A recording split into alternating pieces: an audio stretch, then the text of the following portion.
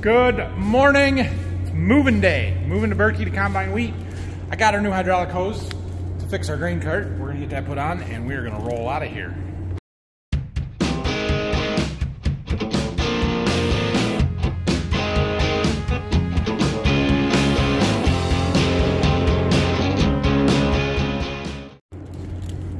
Track out of here.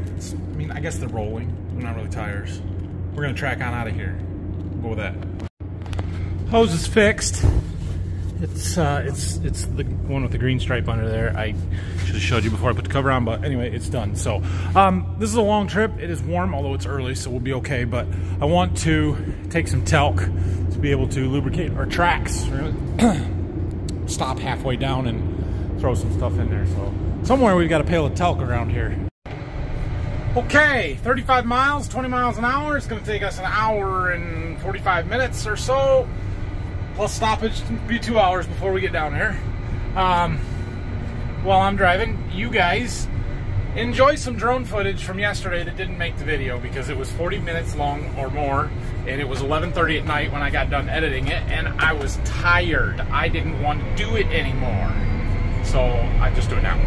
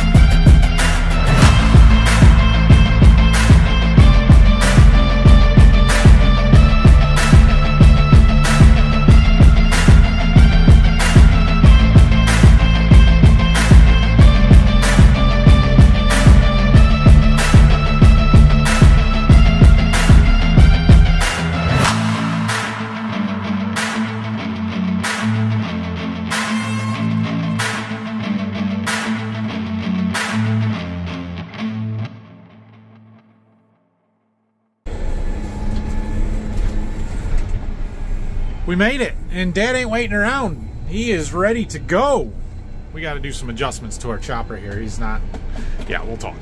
All right, I guess he is good. He was having some more trouble with that center feed belt on the draper there, and so we were looking it over. It was a little loose, so I tightened it up. I checked that before we started, and it was okay. So it must have stretched or worked a little loose when we got started here, but we're gonna start here and go. So I'm gonna run cart, he's gonna run the combine, and we're gonna have a big day. All right, this is my first day running the cart, really in the field doing much with it here.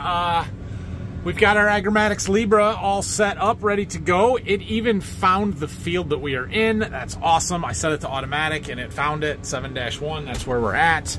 So Dad's just doing this little bit here between the house and our farm, and we're gonna get going. Nice big open field, half-mile long rows, 75 acres. Looks like really good wheat. Should be really good wheat. So we do have two different varieties out here. Just like from here that way is one variety, and then the rest of it is the same. And I have some of my source trial out here. We've got some strips over there that will be interesting to see if they show up or not. So yeah, let's do this. All right, that is cool. So we just unloaded. And yeah, it doesn't always go back to zero because we're bouncing around and your load cells are just, it's not. Plus, we may not have gotten it all out. That's not it. That's not the important thing. Don't worry about that. What we've got here is that we just unloaded 18,268 pounds. That's cool. So it records that to the field, 7-1. We put it in the Volvo, the gray truck, right? So it records 18,268 pounds. And you can put in your tare weight, so it'll tell me what the gross is on the truck, so that when you're trying to load to 80,000 pounds, because you don't ever haul it over 80,000 pounds, it'll tell you what's on there. And then, so we're gonna fill that truck, and after I get it full, we're gonna hit that empty button, and then when we empty it, it's gonna put it into 30-foot GSI, which is that bin. That's where it's going.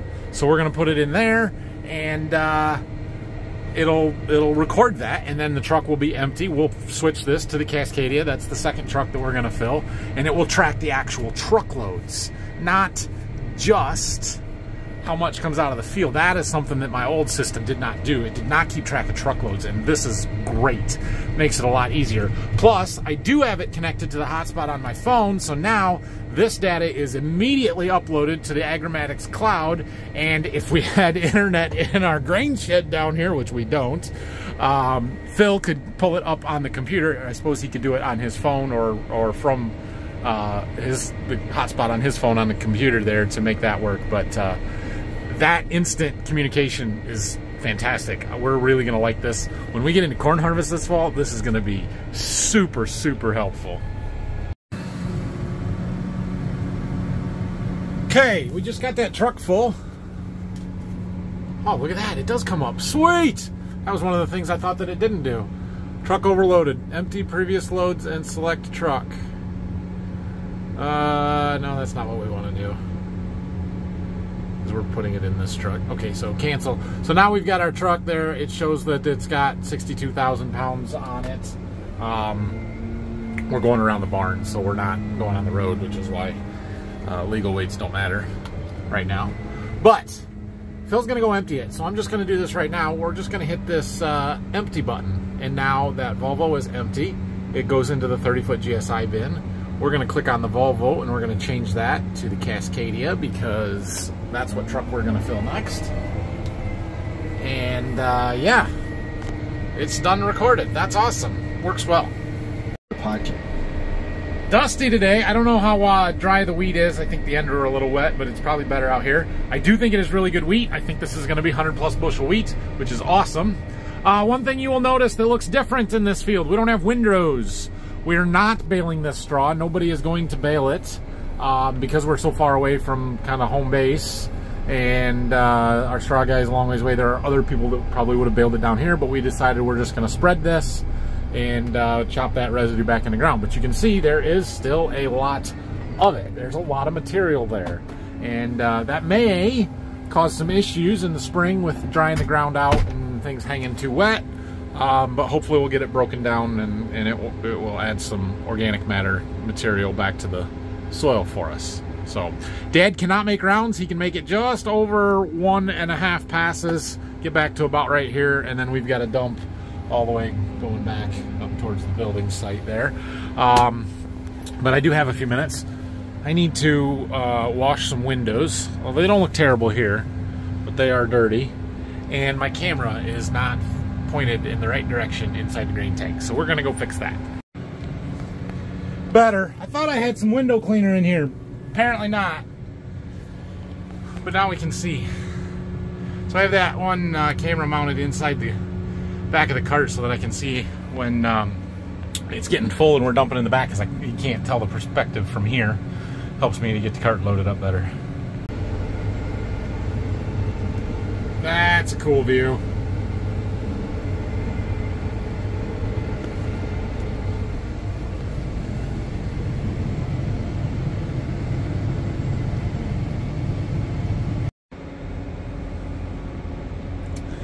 We are still moving right across here. It's boring when everything works good, and I like that, so I don't film a lot, which is okay. Yesterday's video was super long anyway, so Dad's still running the combine. We got one more pass over here, and then we're into these little bit longer rows. Not a lot, but we're getting there. So we have 280-ish acres of wheat here at Waldron, or I'm sorry, at Berkey, where we're at. I don't know if we can get that done in 2 days or not.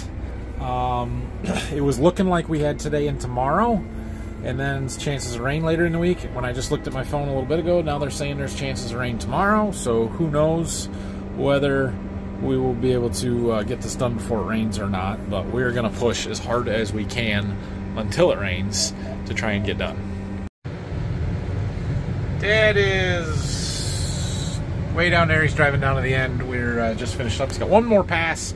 He can get it all on, so we're just going to wait here and get ready to move to the next field. It is only 4 o'clock, and we got over 70 acres. Right at 70 acres, I guess. That's good. Keep her moving here. Oh, that truck is nice. Oh, yeah. It's just different to drive. You jump in, I always want to hit the clutch, and there's no clutch in that one, so. Last little bit here. It is, like I said, a little after 4 o'clock. I don't know if Dad's going to want to go get something to eat. We didn't really stop for lunch. We started combining a little before 11 and just kept her going. So I kind of wouldn't mind going to grab something. There's plenty of stuff close, but we need to keep combining. We have roughly 280 acres, so if we can do 140 a day, 2 days in a row, we can get done in 2 days. We're 70 acres in, 414. I mean, we might get another 70 tonight. That'd be pushing it. 100 acre days in wheat is really good days. Quick chicken break, and we are off to the next field.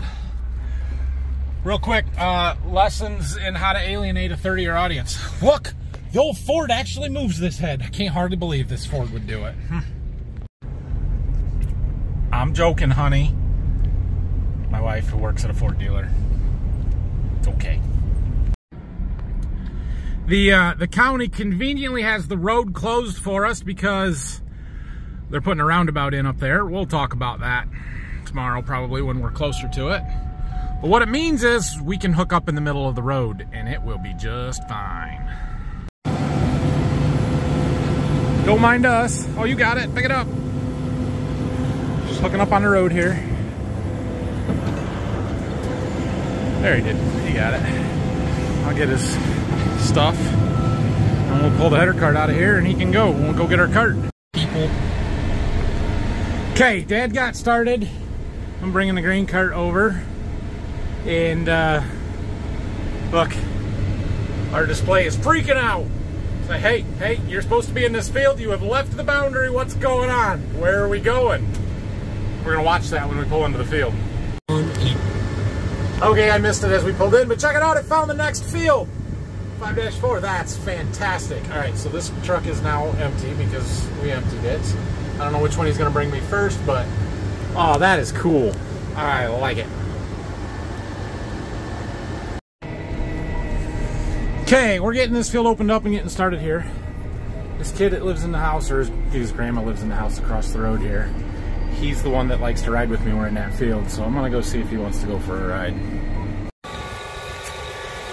Didn't want to come with me because his grandma's not here to ride with me like they normally do. Oh well, I told him to come out and wave if you want to ride later. Alright, so we are to the point in the field where we've got some time. That's what I'm trying to say, is we've got some time because we just unloaded. He can actually make 2 rounds here, or a round and a half before he has to dump because we're in some shorter rows. So we got some time to do some filming, and I just happen to have some GoPros, so we're gonna get them out and get a little bit creative and a little bit daring.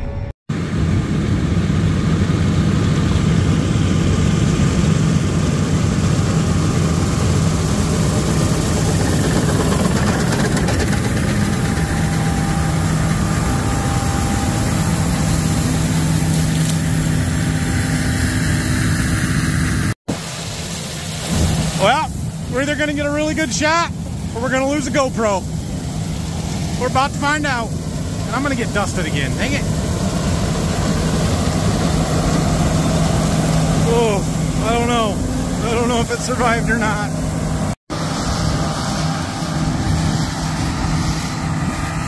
Oh, it got knocked over. You survived! Yay!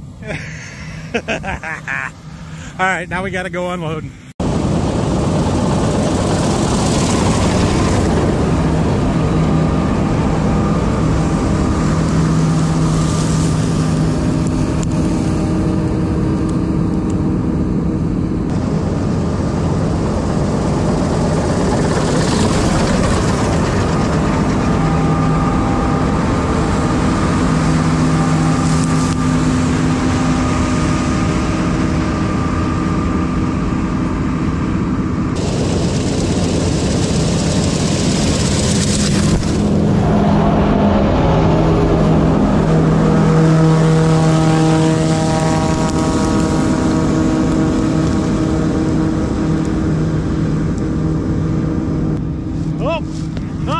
It got knocked over.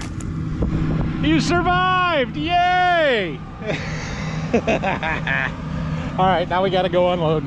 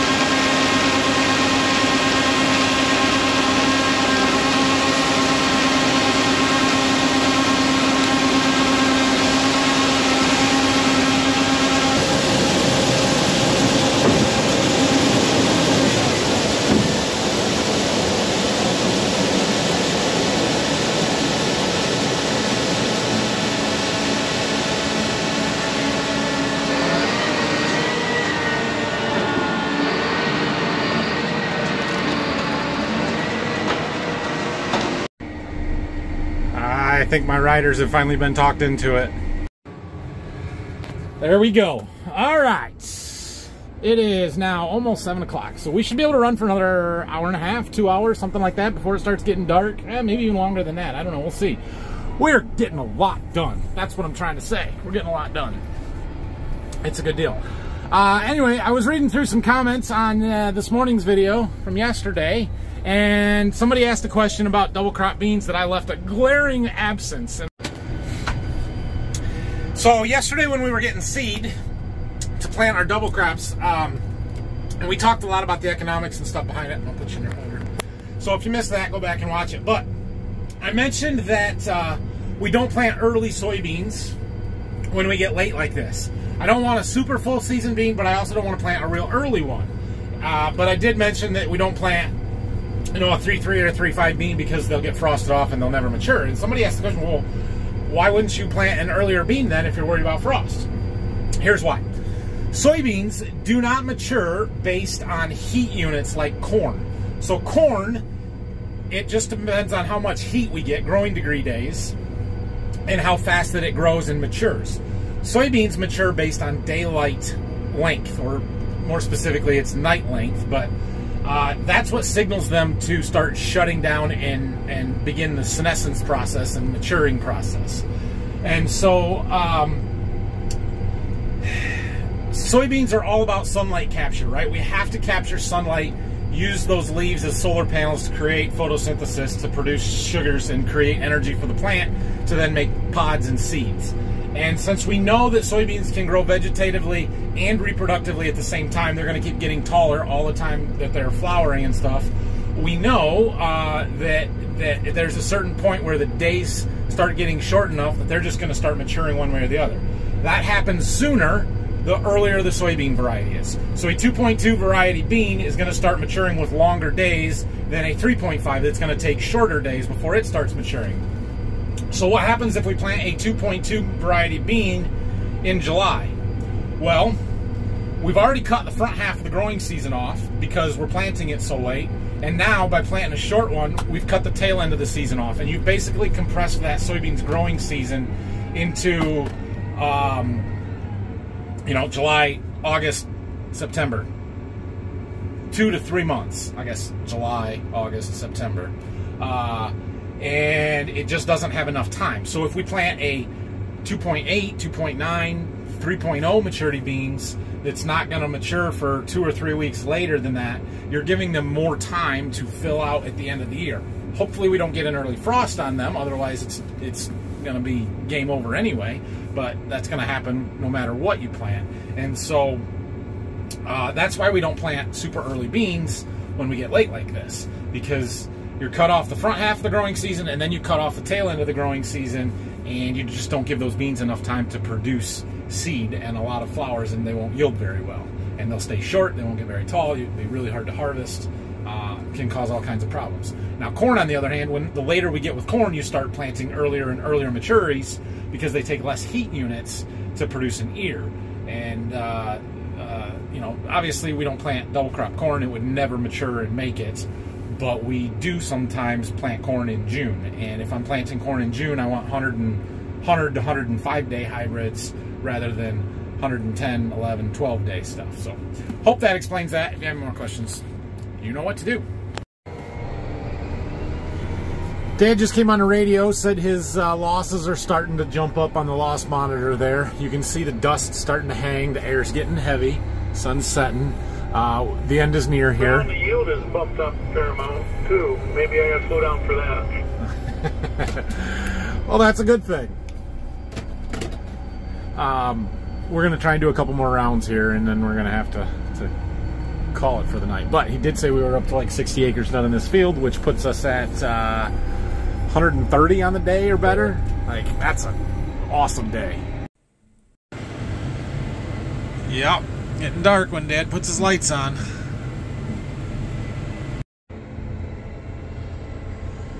The dust is hanging now. Last round. What a day. Man, we had a day.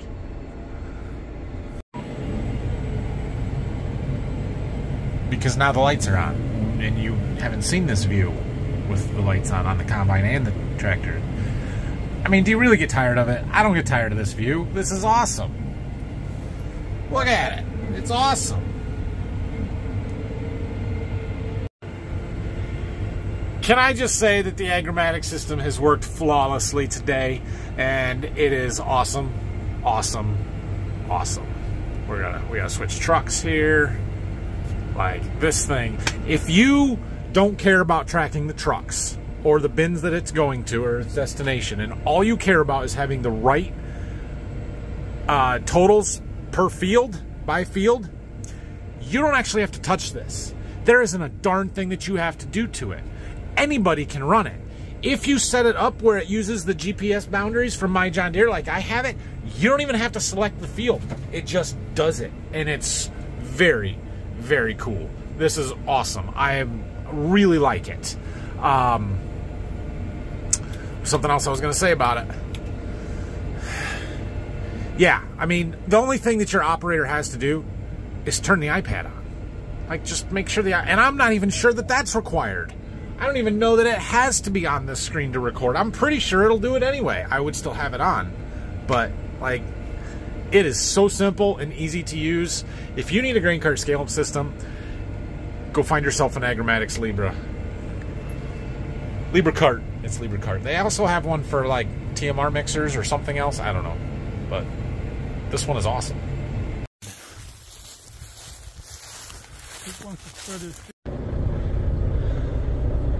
because this video is not long enough, and you know, we might as well make it a little longer. There's no clutch. I keep going for the clutch. First time I've driven the new truck loaded.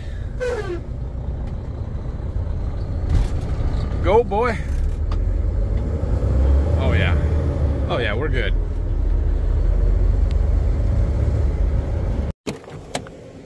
Start. Dad and I made it back from Berkey. There we go. My light's on here. We did 144 acres today.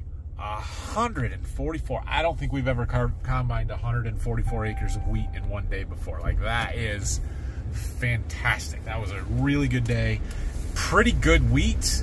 Like running in the 90 to 95 range, I think, most of it. Maybe some of it's been a little better. I don't know. It's been great. So I didn't add up exactly what we're down to or what's left, but less than we did today.